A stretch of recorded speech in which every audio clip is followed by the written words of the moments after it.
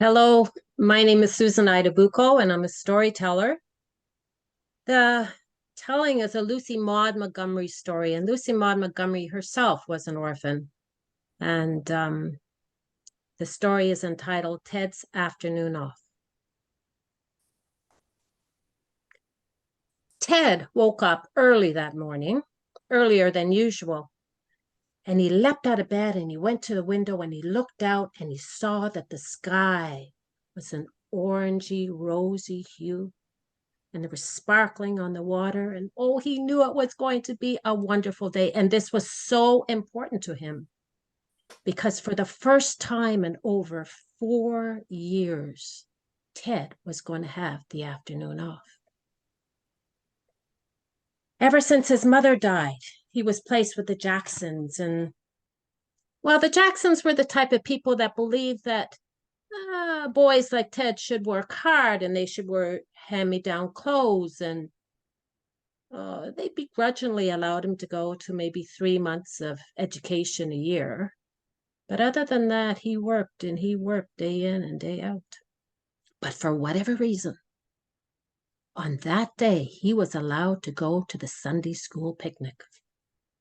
Oh, he was just thrilled to see the beauty of the day before him.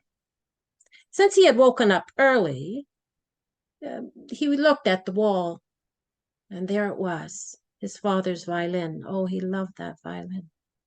When he touched that violin, he was reminded of a different time, a time when he was loved.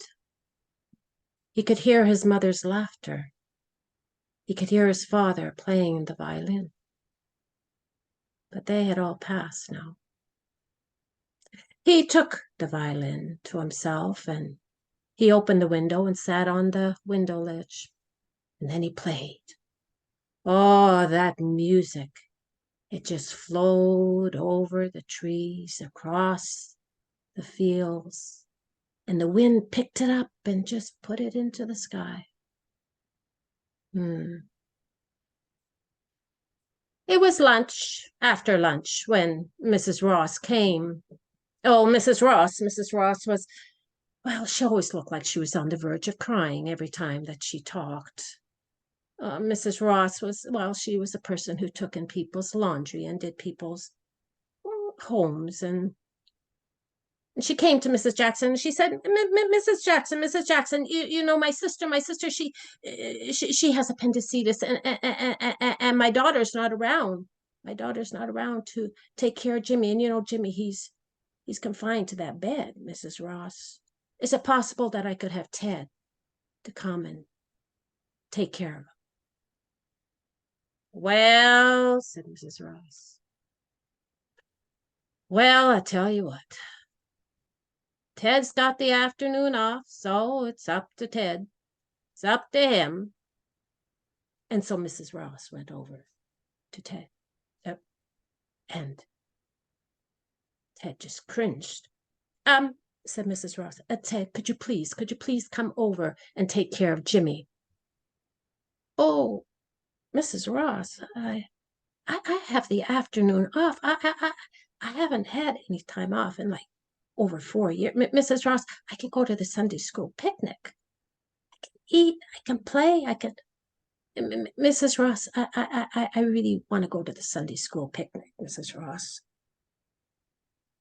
Oh, said Mrs. Ross. Well, I can understand a boy your age wanting to go to the Sunday school picnic. I mean, after all, who would want to stay and take care of a poor, lame boy like Jimmy? I guess the cat can keep him company. Hmm? Yes, no, I understand thoroughly. I'll put the supper beside his bed. Yes, yes. Well, you know, when you play the violin, he says that it takes the pain out of his body. You know that, Ted. Hmm? I know, Mrs. Ross, but I really would like to go to the Sunday school picnic. All right, all right. And she left. And the moment she closed the door, Ted felt this tightness around his throat. It just kind of tightness. And one part of his brain was going, oh, poor Jimmy, poor Jimmy. And the other part of his brain was going, don't be an idiot. My heavens, you haven't had any time off. You should go. You should absolutely go. And this war went back and forth and back and forth and back and forth in his head until he just couldn't take it anymore because he could barely breathe. Oh, well, he went down to Mrs. Jackson and he said, Mrs. Jackson, I'm going to go and take care of Jimmy. Well, I guess it's better than stuffing your face, isn't it? She said. And so he left with the violin and went onward to Mrs. Ross. And she was just locking the door as he came. Mrs. Ross, Mrs. Ross, he waved. Oh, you're here. Oh, how lovely. And she opened the door. Jimmy, dry up your tears now. Dry up your tears. It's okay. It's okay. Ted's here now. He'll be with you. And Ted went into that little shabby home of theirs, you know. And there was Jimmy on the bed. Thank you so much for coming, said Mrs. Ross, and she left. Oh, when you play that violin, it takes the pain out of me, said Jimmy. All right, said Ted, and he started to play. Oh, that violin had them laughing. That violin had them crying. That violin had them tapping their toes. Oh, my heavens. That violin. Now, unknown to them, there was a person outside. And that person was Blair Milford. Now, Blair Milford was a person who Mrs. Ross had taken care of when he was very, very young, and he was coming to visit her. He had no knowledge that she was not in the house. But when he heard that music coming from that violin, he just stopped. And he waited until it was over. And then he knocked at the door. And Ted answered. Oh, he said, I'm here. I'm Blair Milford, and I'm here to see Mrs. Ross. She cared for me when I was young, and I thought I would say hello to her. Oh, well, she's not here, but her son Jimmy is here. Would you like to come? Yeah, sure I would. Was it you that was playing the violin? Yes. He says, I play the violin. I'm here because I've been hired to play the violin in the hotel. Oh, said Ted, really? Yes. My name is Blair Milford, and would you mind playing again? Well, sure. I could do that. And so Ted played.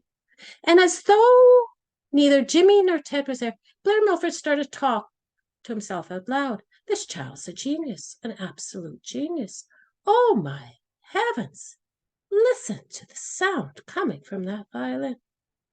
He needs lessons. Yes, he needs lessons. Oh, he will be famous if he's given lessons.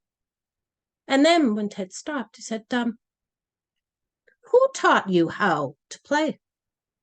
And Jimmy said, he taught himself. Yes, he taught himself. No.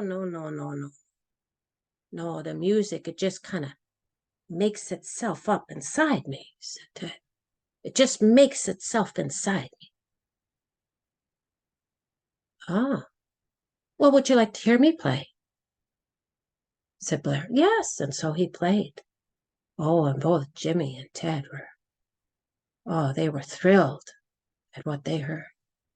And after it was over, he said, are you interested, said Blair, in taking any lessons? Yes, if I could play like you, sir, yes, absolutely. But Jackson's not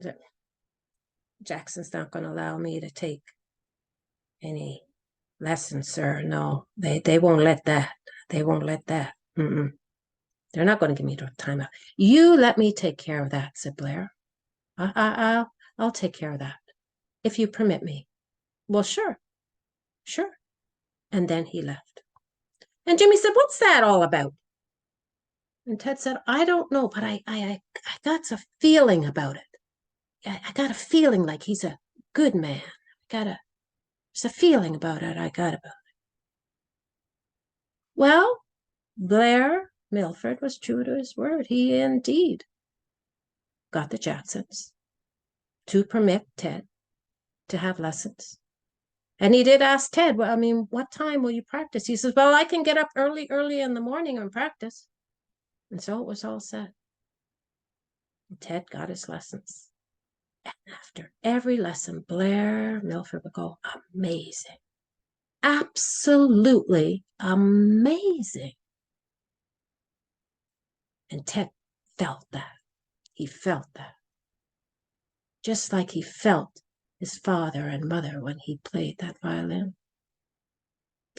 But one day, as all good things do come to an end, one day, well, Blair went up to Ted and said, I've spoken to the Jacksons about this, but I just want to make sure I need to have your permission also. What? Said Ted, is it? What is it? Well, I want you to come and live with me. Live with you, said Ted. Live with you? Yes, said Blair. But you need to practice, you see. It's an honor for a person like myself to be able to provide this to you. It would be a great honor. You would not have to wear shabby clothes anymore. I would take care of that. You would eat very good food. You would go to the best schools. And you can practice every day and you will get lessons to play. Oh, said Ted. Well, I have to think about this now. And he thought about it for a little while. And then he looked at him and he said, he said, well, sir, yes, I will go and live with you. I will go and live with you, but not because you're going to feed me good or give me a nice place to stay or give me those lessons or put me in the best schools. No, sir. I want to live with you. And he was touching the violin. I want to live with you because I love you, sir. And I want to live with you for the rest of my life. That's the end of the story.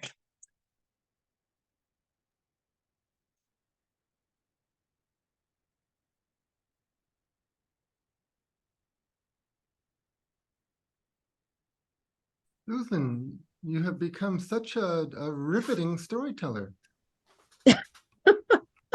Really, your focus is 1000%. Maybe it was always, but I'm so struck. Thank you. Yeah. Your transitions from the character to the character were so smooth. Just a slight nuance change, and then you were this different character, and you were that character. As a person who tends to overstate things, I felt that your understatement really added to the poignancy of what was being shared. So for me, it was a aha, how much less is more.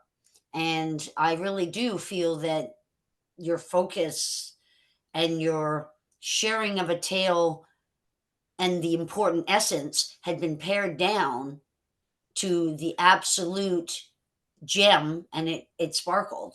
So yeah, it was very nice to listen to you. Thank you. Thank you.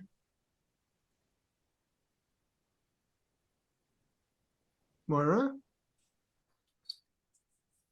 Susan, I listen to you quite often, and it's really mesmerizing is a sometimes used word, but it really fits as well as when I listen to a story like that. And I love the pacing. I maybe because of my language, I also not being a native speaker, I sometimes have problems if people speak so fast. But it's not that. It's just it seems to be the perfect speed to be pulled into the story, and I easily get distracted, but I didn't get distracted this time for even a second. You know, the characters and the way they speak, it all sort of fit. You just have an enormous presence, a very natural, not studied, or maybe it's studied, I don't care, a very natural presence, which is just amazing. Thank you. Thank you. And you just totally made the story your own. We would never know that was written by, that was made up Lucy, by somebody, what, 100 years ago? It sounded in the just early like, 1900s, she published that. Yeah. yeah, She 100. published over 530 short stories. But I think you feel a strong connection with her, isn't Oh, it? yes. She's an Mhm. incredible Canadian author. Yeah. Mm. But Yep. it totally seemed to be coming out of you. Thank you, Eric. Thank you. Mhm. Who is the author again? Lucy Maud Montgomery. Thank you. Yeah. And she's yeah, okay. I could go on a bit about her, so she's an amazing author.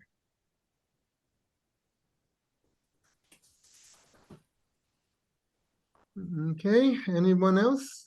Thoughts, comments, May I? reverberations? Yeah, go ahead.